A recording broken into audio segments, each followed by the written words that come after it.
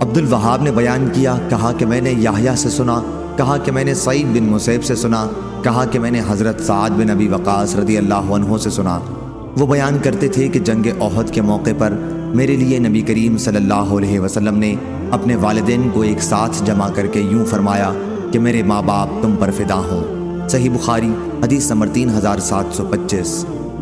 ہاشم بن ہاشم نے بیان کیا، ان سے عامر بن سعد نے اور ان سے ان کے والد سعد بن ابی وقاص رضی اللہ عنہ نے بیان کیا کہ مجھے خوب یاد ہے میں نے ایک زمانے میں مسلمانوں کا تیسرا حصہ اپنے تئیں دیکھا۔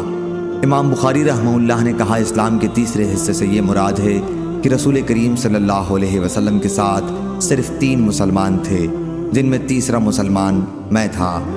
صحیح بخاری حدیث نمبر 3726۔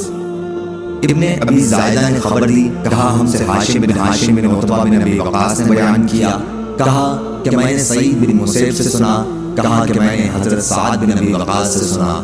انہوں نے کہا کہ جس دن میں اسلام لایا اسی دن دوسرے سب سے پہلے اسلام میں داخل ہونے والے حضرات صحابہ بھی اسلام میں داخل ہوئے، اور میں 7 دن تک اسی طور پر رہا کہ میں اسلام کا تیسرا فرد تھا۔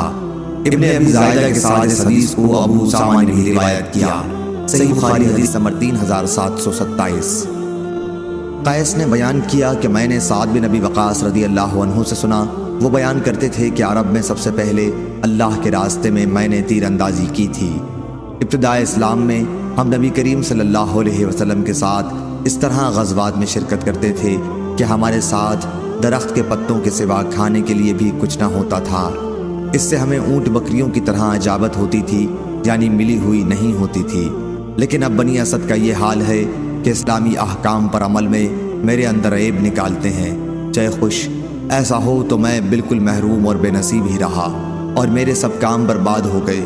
ہوا یہ تھا کہ بنی اسد نے حضرت عمر رضی اللہ عنہ سے سعد رضی اللہ عنہ کی چغلی کھائی تھی، یا یہ کہا تھا کہ وہ اچھی طرح نماز بھی نہیں پڑھتے۔ صحیح بخاری حدیث نمبر 3728۔